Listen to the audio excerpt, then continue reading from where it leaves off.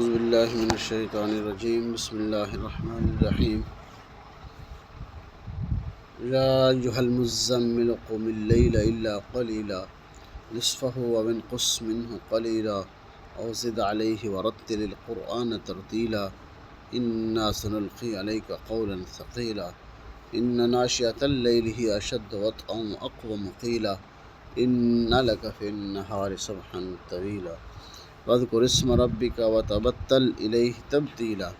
رب المشرق والمغرب لا الہ الا هو فاتخذہ وکیلا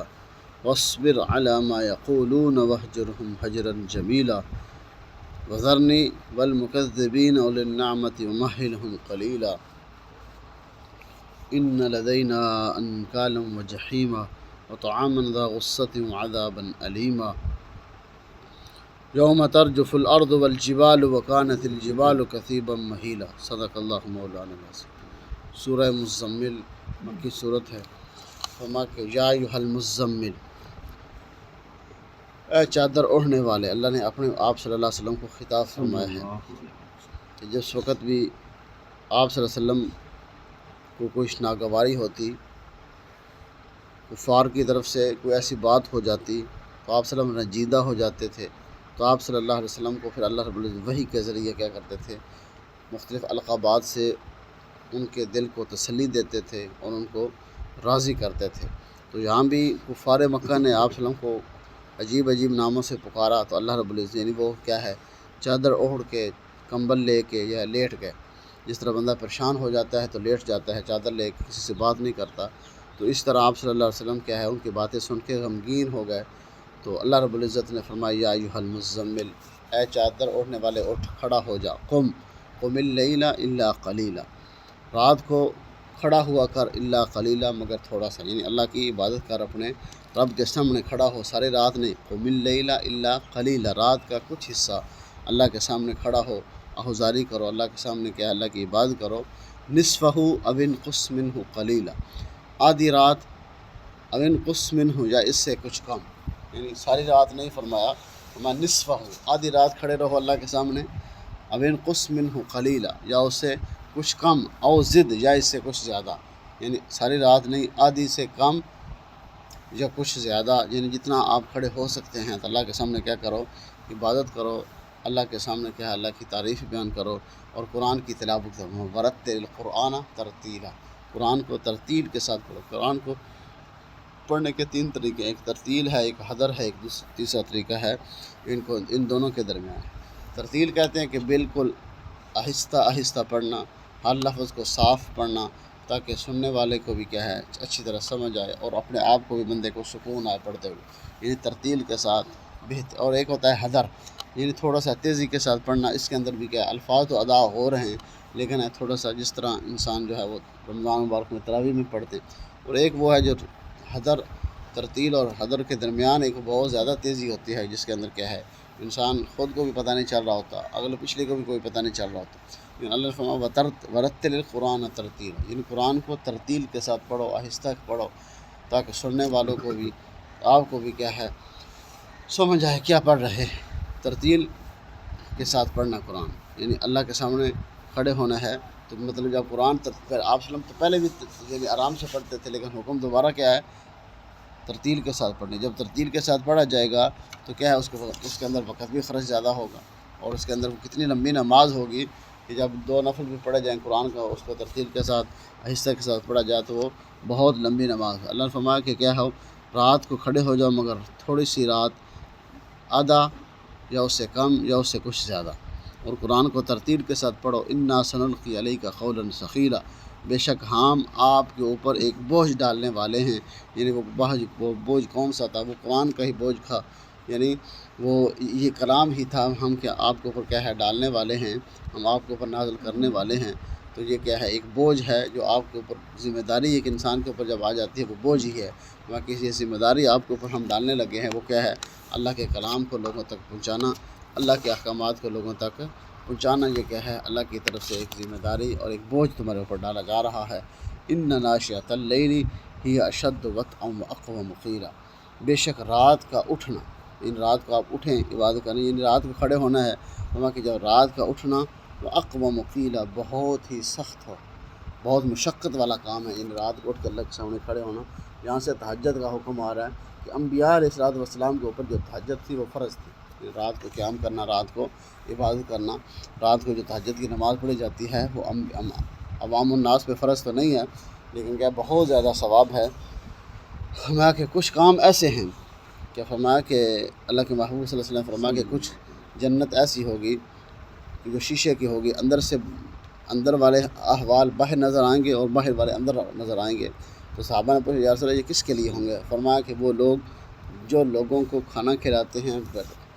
اور ان کو پتہ نہیں ہوتا کہ کس کو کھلایا جا رہا ہے، برادری ہے، کنبہ ہے، نہیں ہے، مسافر ہے، کوئی بھی ہے، کسی کو بھی وہ کیا کرتے ہیں، جو لوگوں کو بہت زیادہ کھانا کھلاتے ہیں، ایک تو وہ محلات ان کے دیے جائیں گے، اور دوسرا ان کو دیے جائیں گے جو رات کو اٹھ کے اللہ کی عبادت کرتے ہیں، یعنی تہجد کے وقت اللہ کی عبادت کرتے ہیں، قرآن پڑھتے ہیں،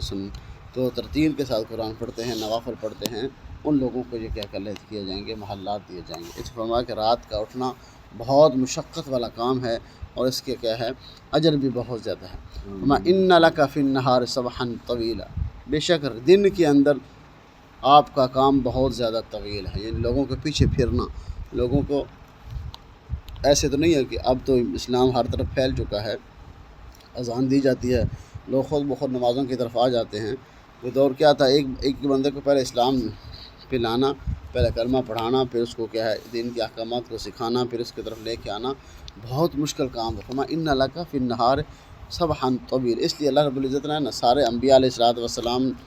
سے بکریاں چروائیں، کیونکہ بکریوں کو چرانا بہت مشکل ہوتا ہے۔ تو فرمایا کہ جس طرح بکریوں کو ہانکنا مشکل ہے، اس طرح اللہ نے سارے انبیاء کی ایک تربیت کی ہے، تاکہ لوگوں کو کی طرف ایک بندے کے پیچھے جانا ان کے لیے مشکل نہ ہو، پھرنا مشکل نہ ہو، اس لیے فرمایا کہ ایک بندے کو لے کے آنا یہ دن کے اندر۔ ان لک فی النہار سبحا، آپ کا کام بہت لمبا کام، دن کو کیا حکم دیا گیا، لوگوں کے پیچھے پھرنا ہے، لوگوں کو دعوت دینی، اسلام کی طرف لے کے آنا۔ یہ نہیں ہے کہ آپ صلی اللہ علیہ وسلم ایک طرح کھڑے ہو جاتے تھے، تقریر کر کے گھر آ جاتے تھے، لوگ خود بخود اسلام لے آتے، نہیں، ایسے نہیں تھا۔ آپ ایک بندے کے پیچھے گئے ہیں، لوگوں کے کیا ہے گھروں کے پاس گئے ہم، جہاں پتہ چلتا ہے کہ نیا قافلہ کوئی آ گیا ہے شہر کے اندر، اس کے پاس جاتے ہیں، کوئی گھر، کوئی جنگل، کوئی صحرا ایسا نہیں چھوڑا جس کے اندر آپ صلی اللہ علیہ وسلم دین کی دعوت لے کر نہ گئے ہوں۔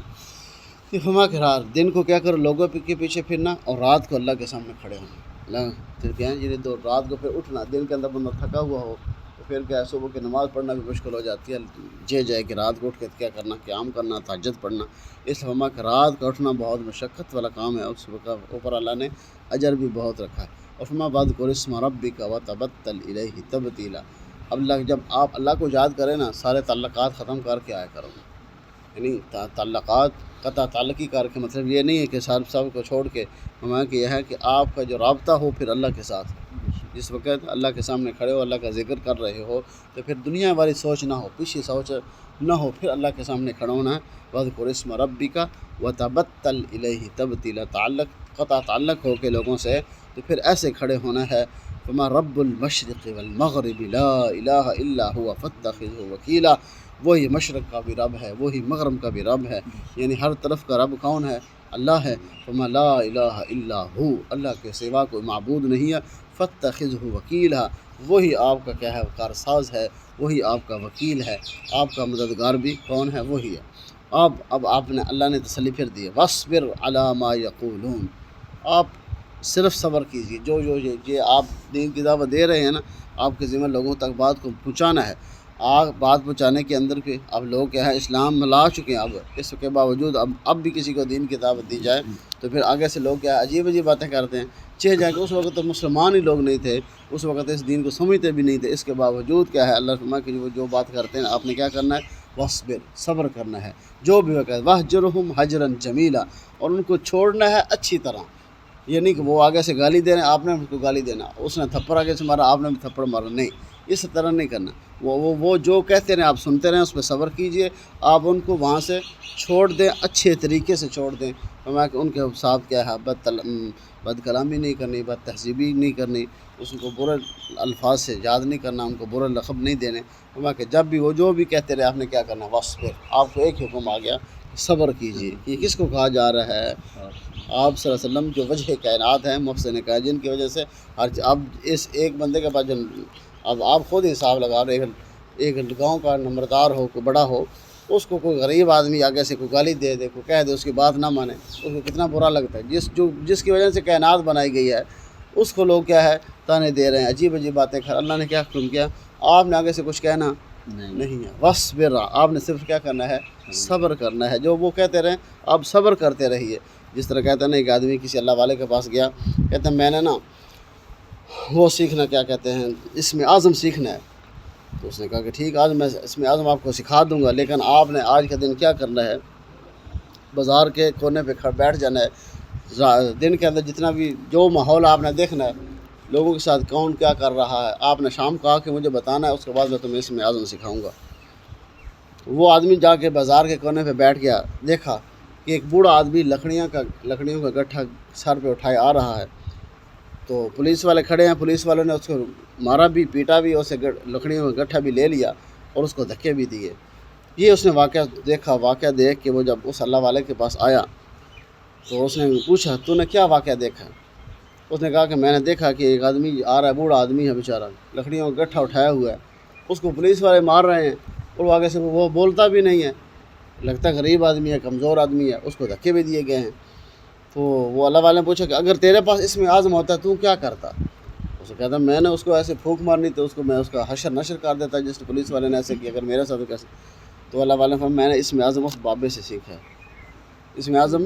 اس بابے، یعنی اس کے اندر اتنا صبر ہے کہ اس کو ہر چیز علم موجود ہے، اس کے بعد طاقت، دنیا والی طاقت نہیں ہے لیکن اس کے بعد آخرت والی طاقت موجود ہے، لیکن اس کے باوجود اس نے زبان نہیں ہلائی، کسی کے اوپر ظلم ہے، اس کو وہ خود ظلم سہ رہا ہے۔ اس لیے فرمایا، اللہ نے فرمایا وصبر، ساری باتیں سننی ہیں، سارے باتیں سننے کے باوجود بھی آپ نے ان کو کچھ کہنا نہیں، وَاہْجُرْهُمْ حَجْرًا جَمِيلًا، اچھے طریقے سے ان سے جدا ہونا ہے، وَذَرْنِي وَالْمُكَذِّبِينَ أُولِي النَّعْمَةِ وَمَهِّلْهُمْ قَلِيلًا، آپ فرمایا کہ مجھے بھی چھوڑ دیجیے، ان جھوٹ بولنے والوں کے لیے جو اللہ کی نعمتوں کو جھٹلا رہے ہیں ان کو بھی چھوڑیے، وَمَهِّلْ، اللہ نے ان کو بہت تھوڑی مہلت دی ہے، قلیلا، بہت تھوڑی مہلت ہے، اور اللہ نے فرمایا کہ جب مہلت ختم ہو جائے گی تو پھر ان کے ساتھ کیا ہوگا؟ إِنَّ لَدَيْنَا أَنْكَالًا وَجَحِيمًا، بے شک ہمارے پاس کیا ہے؟ بہت سخت عذاب ہے، جہنم ہے، جہنم ہے، انگارے ہیں ان کے پاس، ان کے لیے بیڑیاں ہیں، ہم ان کو قید کر کے لائیں گے۔ اب تو دنیا کے اندر تو ہم نے ان کو چھوڑے ہوئے ہے، اور ان کے لیے جب وہ آئیں گے تو ان کو کیا ہے؟ بندہ سفر کر کے آئے تو اس کو پیاس بھی لگتی ہے، بھوک بھی لگتی ہے،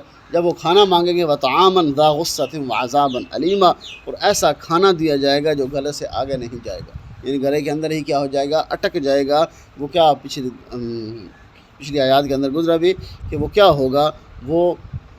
لوگوں کا، جہنمیوں کا پیپ ہوگا، خون ہوگا، ایسا یعنی گند ہوگا جو ان کو دیا جائے گا کہ وہ گلے سے، لیکن ہر حال میں پھر جب بھوک لگے ان کو گلے سے اتارنا ہی پڑے گا۔ اس کے علاوہ کھانے کے علاوہ عذابًا ألیما، سخت عذاب ہوگا ان کے لیے۔ وہ دن کیا ہے؟ بڑا سخت دن ہوگا۔ فرمایا یوم ترجف الارض والجبال وکانت الجبال کثیبا مہیلا، جس دن زمین بھی ہل جائے گی، پہاڑ بھی